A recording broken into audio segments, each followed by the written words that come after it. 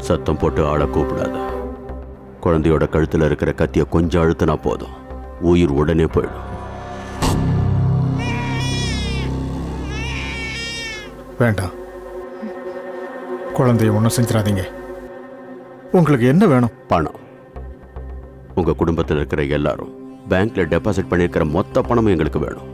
நான் சொல்ற பேங்க் அக்கௌண்ட்டுக்கு ஆன்லைன்ல ட்ரான்ஸ்ஃபர் பண்ணு. அதுவும் இப்பவே. ஒரு நிமிஷம் வேஸ்ட் ஆனாலும் குழந்தையோட உயிர் போயிடும்.